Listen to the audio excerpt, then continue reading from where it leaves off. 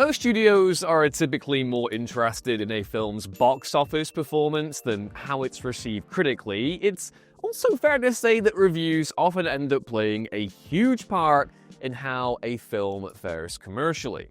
After all, we've all got limited dough and limited spare time, so we want to make it count for something. Usually, I do waste a lot of my time, just sitting around, looking at the ceiling, having existential crises. 2026 is treating as well. But yeah, within that whole movie reception ecosphere, Rotten Tomatoes is a go-to for moviegoers, both casual and diehard, to get a baseline perception of what critics think of a new film and decide whether it's worth a trip outside or not, regardless of whether you think it's become a bit too important in the movie discourse sphere within the last decade. Whatever the case, I'm Ewan, this is What Culture, and here we are predicting the Rotten Tomatoes scores of 2026's biggest movies. First up, Project Hail Mary, 95%. Project Hail Mary will be the first directorial effort from Phil Lord and Christopher Miller since they were fired from Solo: A Star Wars Story mid-production in 2017, though they've kept themselves pretty busy since with their work on Sony's animated Spider-Verse movies. Still waiting for that third one, It's that was a cheap trick doing a cliffhanger for your two-part sequel, goddamn. Their next film, though, is a live-action sci-fi outing based on a novel penned by the author of The Martian, Andy Weir. The trailer honestly looks fantastic, but beyond this, Weir's novel has an even higher Goodreads rating than The Martian, which was, of course, adapted into a Best Picture-nominated smash hit back in 2015. Drew Goddard, who adapted The Martian to the screen that time around, is back doing the very same for Project Hail Mary, so the signs are pretty good so far.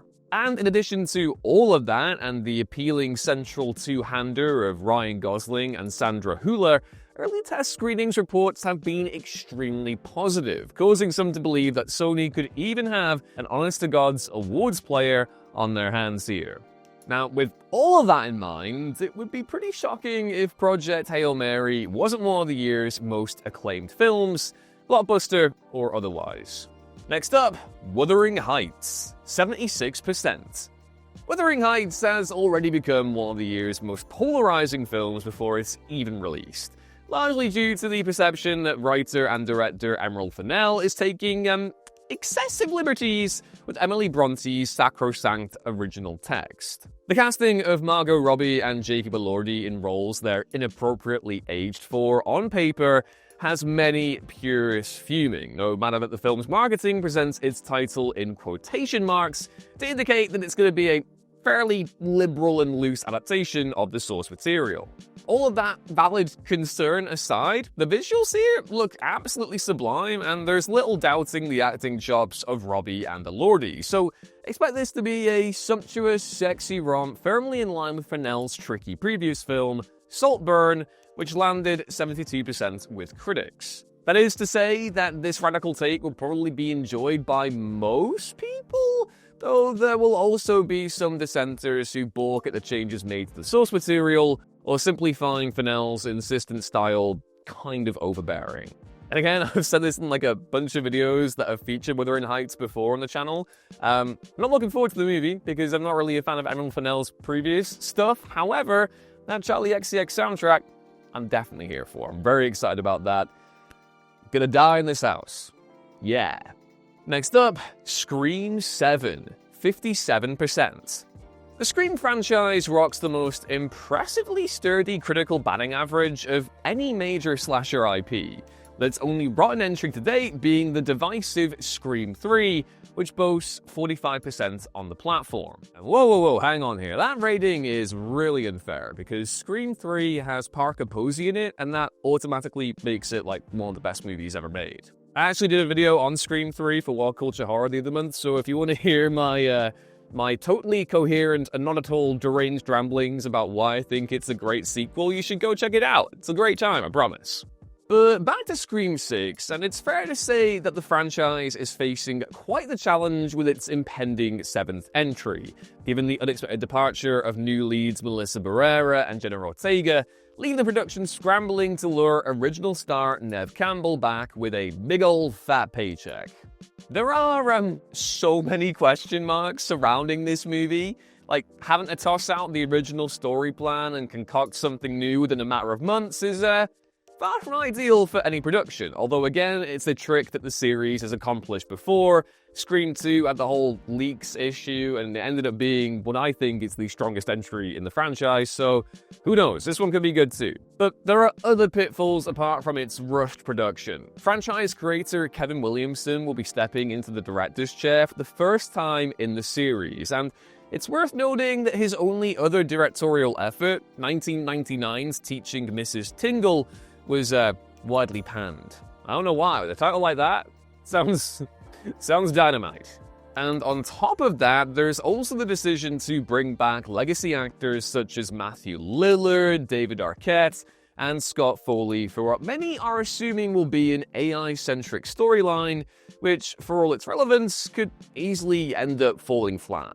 And finally, the first trailer just doesn't seem terribly inspired. Like, having the new Ghostface target Sydney's daughter Tatum, here played by Isabel May, just seems to be an incredibly generic and ho-hum direction for the series to go. It's the same problem I had with Scream 6, which for all its inventive and terrifying set pieces, was also another boring revenge story. While it is unlikely that Scream 7 scores the series' worst reviews, I'd expect it to be one of the more divisive entries to date, and a definite step down from the requels that we've gotten so far. Next up, the Super Mario Galaxy movie, 68%. The Super Mario Bros. Movie was a completely fine adaptation of the video game franchise that didn't really give two figs about what critics thought, grossing over $1.3 billion globally, no matter that its tomato meter settled at an unremarkable 59%. One would suspect that the impending Super Mario Galaxy movie might pull a Sonic the Hedgehog 2, however, and deliver a modestly improved follow-up, although again, I think all those Sonic movies are very bad. Please don't hurt me in the comments. I'm not a Sonic guy. Just don't get it. I don't get these movies. They just look like big old CG splodges doing things. I don't get them. But shifting from that Sega tangent for 1 second, the visual grandeur of the Super Mario Galaxy games is undeniable, and from what we've seen so far, the film appears to be capturing that energy. For anyone who thought the Mushroom Kingdom aesthetic felt a little too samey in the first movie, Galaxy is unlikely to face that same criticism. Elsewhere, anyone who took umbrage with Chris Pratt's casting as Mario is unlikely to be swayed, though perhaps they might be less fired up about it 3 years later and maybe, give him an easier time. He's strapped in that chair, he's being tortured by the AI robot, he's going through it, let's maybe cut him some slack. And to cap things off, it certainly won't hurt things either that the sequel introduced fan-favorite characters Bowser Jr. and Rosalina, played by Benny Safdie and Brie Larson, respectively. Next up, The Hunger Games: Sunrise on the Reaping, 85%. As young adult franchises go, The Hunger Games has fared much better than most, with all 5 movies to date landing fresh ratings on the tomato meter, even if both Mockingjay movies hit a slightly underwhelming 70%, and the recent prequel, The Ballad of Songbirds and Snakes, scored a just okay 64%. Also doesn't have an utterly deranged author, tanking their reputation on social media, so it's got that going for it too.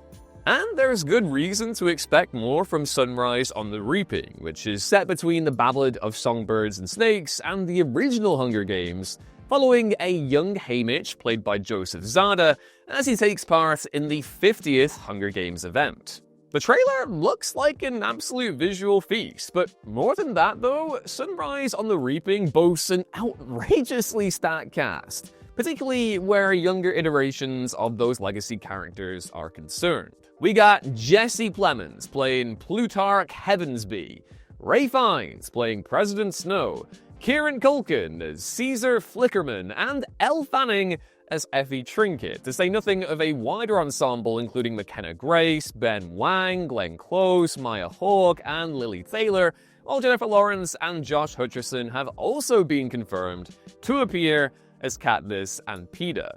And compounding all of this even more is the fact that the source novel is held in extremely high regard by Hunger Games fans, with Goodreads reviews sitting at the series' highest by a good margin. It might not surpass Catching Fire's score of 90%, but they'll probably end up within spitting distance of it if all goes according to plan. Next up, Michael, 44%.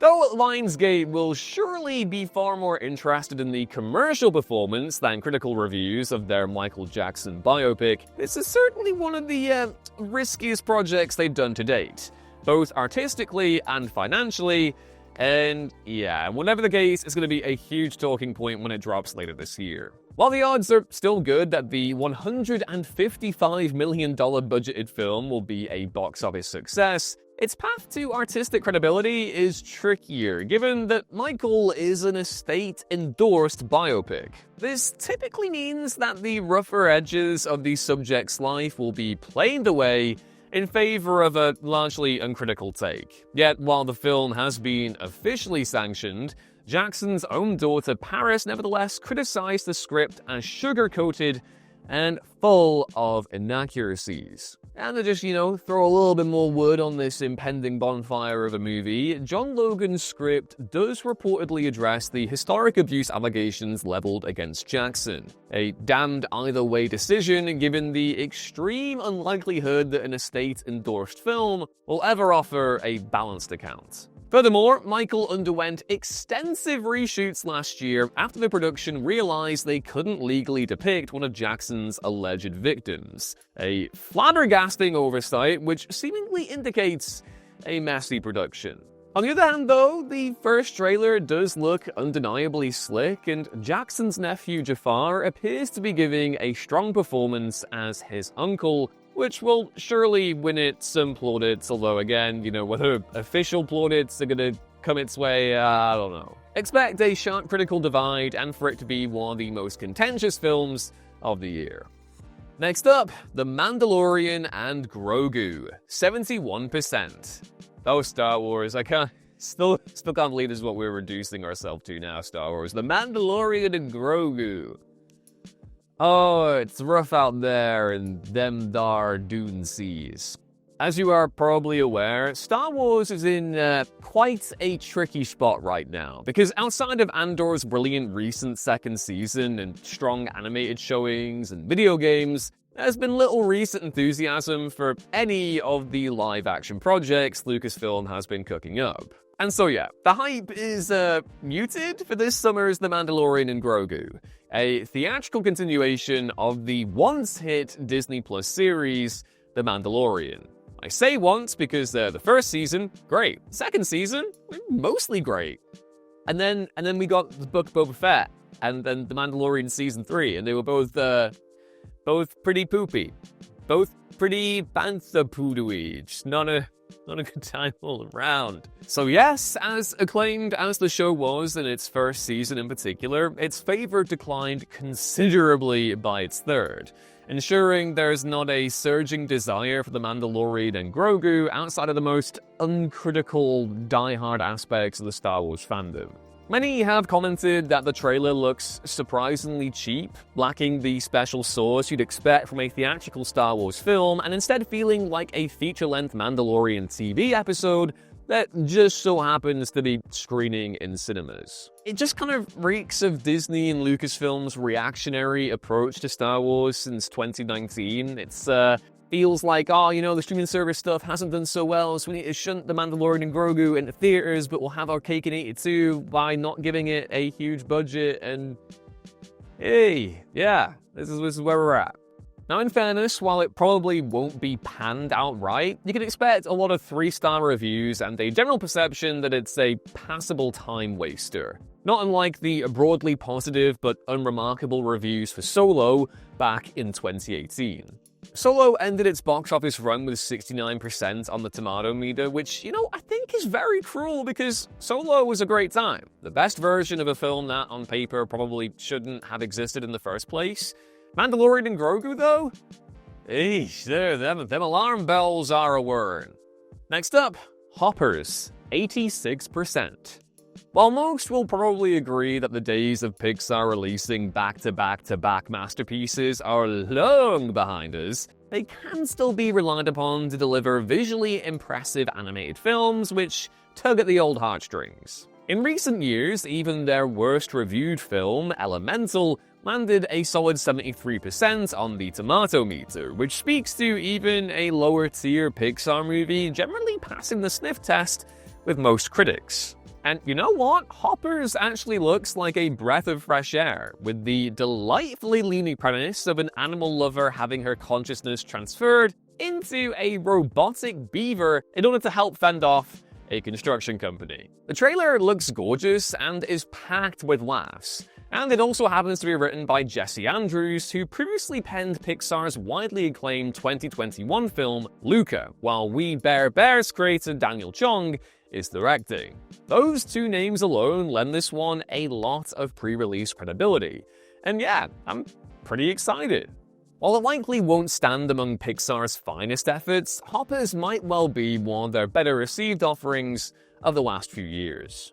On the way, the Odyssey, 91%. Bet against Christopher Nolan at your own peril. He's one of the most consistently impressive blockbuster filmmakers working today on both a critical and commercial level. So why expect any different from his gigantic adaptation of Homer's ancient Greek epic, The Odyssey?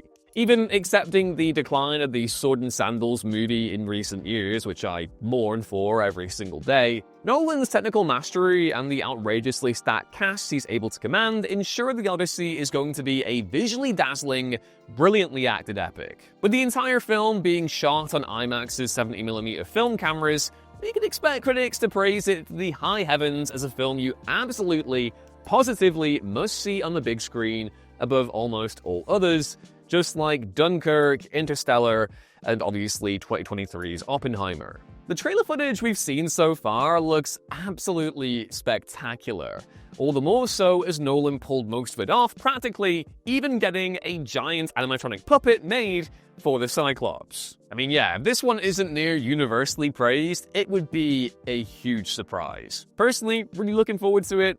I'm a bit hit or miss when it comes to Nolan, but I love my Greek mythology, and I also love Matt Damon, so those are two things it has going for it. Next up, Supergirl, 78%.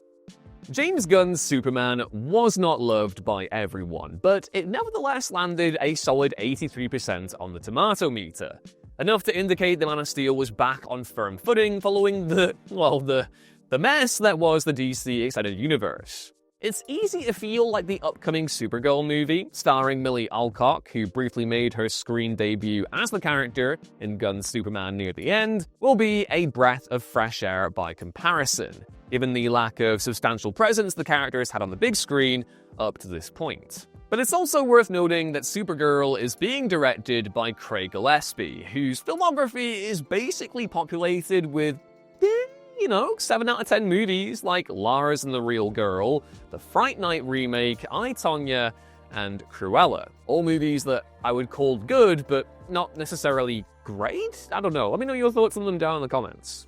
The trailer looks decent enough, though it doesn't invite hugely passionate assessments in any particular direction. It would be surprising if this one fell below 70%, but at the same time, we can probably rule out it getting the 90% plus treatment. On the way, Moana, 52%. The critical response to Disney's glut of live-action remakes over the past decade has been all over the shop, though Moana is an especially interesting one given that the original animated classic was released less than a decade before the remake is due to drop. As such, it's even easier to dismiss this remake as unnecessary, and really they all are. And it doesn't help that the first teaser trailer makes it look like another overly digital, plastic Disney redo that lacks any of the source or expression that exists in their animated offerings.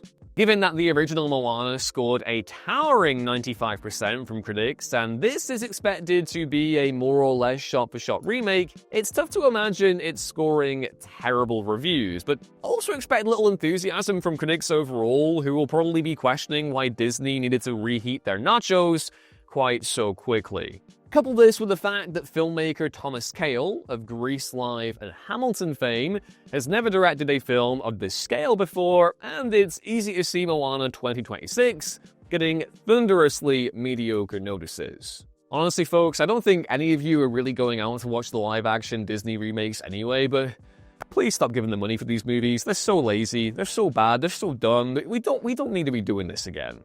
Next up, Digger. It's kind of hard to say too much about Digger, considering the recently released teaser trailer gave us scarcely little to go on. But the mere fact that it's a black comedy starring Tom Cruise and written and directed by Alejandro G. Inarritu of Birdman fame is enough to believe in it. Cruise will star as the quote-unquote most powerful man in the world, whatever that means, who embarks on a mission to save humanity before a catastrophe he caused destroys everything. Inarritu's career has certainly had its ups and downs, with his most recent film Bardo landing wildly mixed reviews, but when he hits, brother, does he hit. And it really feels like the stars are aligning here for Tom Cruise's long-awaited return to dramatic work. The fact that the script has been written by 3 of the 4 people responsible for penning Inarritu's Best Picture-winning Birdman, which rocks a strong 91% on the tomato meter, is a compelling indication that this is an absolute banger in the making. Digger probably won't be without a small subset of detractors given Inarritu's confrontational filmmaking style, but expect rave reviews for the most part. Next up, Jumanji 3, 66%. 2017's soft reboot of the Jumanji franchise, Jumanji Welcome to the Jungle, was one of the most unexpected successes of the 2010s. Despite little hope for it pre-release, it scored a solid 77% with critics and grossed over $950 million, despite hefty competition from Star Wars Episode 8, The Last Jedi. Though not quite as enthusiastically embraced, sequel Jumanji The Next Level still scored 72%, and will bet on a similar, slight decline for the currently shooting 3rd film. Even with pretty much everyone returning from the first 2, it's a fair guess that the charm will start to wear off in this 3rd entry, especially as it takes the risky leap of bringing the action back into the real world. But make no mistake, the cast chemistry and some inevitably fun set pieces will probably keep Jumanji 3 on the right side of good, even if it's hardly going to blow anyone away. Next up, Disclosure Day, 89%. Steven Spielberg is, of course, one of the most successful filmmakers of all time, both critically and commercially, and so it would be daft to expect anything less than pretty good reviews from his new sci-fi thriller, Disclosure Day. Intriguingly, the film is based on an original idea concocted by Spielberg and was fleshed out into a feature script by his regular collaborator David Koepp, who is responsible for penning countless hugely acclaimed films from Jurassic Park to Mission Impossible, Spider-Man, and more recently, Steven Soderbergh's films Presence and Black Bag. But really, it comes back to Spielberg doing another film about aliens. A premise he's arguably pulled off better than almost anyone else in the past with Close Encounters of the Third Kind and E.T. Although this is my confession, I don't care for E.T. Love Close Encounters, but that alien, don't like him, don't trust him. Not one bit. Yeah, Disclosure Day. It looks really good, and this is without even discussing the stupid good cast it has, led by Emily Blunt, Josh O'Connor, Colin Firth, and Coleman Domingo, making it tough to believe that this will be anything but a big, fat, stonking critical hit. Next up, Minions 3, 51%. The Minions movies are basically critic-proof along with the wider Despicable Me franchise. The first film scoring a middling 55%, while 2022's sequel Minions: The Rise of Gru landed an improved 69%, both making an absolute mint at the box office. And so too will Minions 3 surely be an unstoppable box office behemoth, even though critical response will probably be fairly... yeah? 2024's Despicable Me 4 received a mediocre 55% on the tomato meter. indicating that critics are probably growing a little tired of the franchise's shtick and general lack of ambition. Or maybe they're fed up with their relatives posting Minion memes for like over a decade now. It's still going. The Minions exist. Not in real life, or maybe they do. I'm losing my mind in here. I don't like these little guys either. I don't trust them. I don't trust them. If I saw a Minion in the street, it's on site. I'm telling you now, it's on site. Now, we really unearthed some Minions trauma today. I wasn't expecting that. But, yeah, the third movie will probably be harmless and mercifully brief. But I don't think anyone is expecting it to be anything fresh or particularly illuminating. I think we can safely expect this one to be the worst reviewed entry in the series, even if that won't matter at all to the great many who love the franchise. On the way, Spider-Man Brand New Day, 87%. Spider-Man is frankly one of the few MCU properties most people still care about that isn't just listlessly dining out on nostalgia. And it helps that the three previous Tom Holland starring Spidey films scored a stunningly consistent 92, 91, and 93% on Rotten Tomatoes, respectively. Anticipation is surely high then for this summer's Spider-Man Brand New Day, which is being hyped up as a more grounded, street-level superhero film, far away from the multiversal shenanigans of No Way Home, which I personally did not care for. And tantalizingly too, it will feature supporting appearances from the likes of Jon Bernthal's Punisher, Mark Ruffalo's Bruce Banner, Charlie Cox's Daredevil, Michael Mando's Scorpion, and in his MCU debut, Tombstone, played by Marvin Jones III, while Sadie Sink will also appear in a major undisclosed role. And on top of all of that, it's being directed by Destin Daniel Cretton and penned by Chris McKenna and Eric Summers, who co-wrote the previous three MCU Spider-Man movies, so on paper, this basically has everything going for it. You can maybe expect a minor critical decline due to the MCU's general wavering popularity, but it should still go down extremely well with most reviewers. Next up, Dune Part 3, 85%. Denis Villeneuve's first Dune film was warmly embraced by critics, but still had a significant share of detractors who found it cold, clinical, and confusing. Hence the good, but not great, 83% average.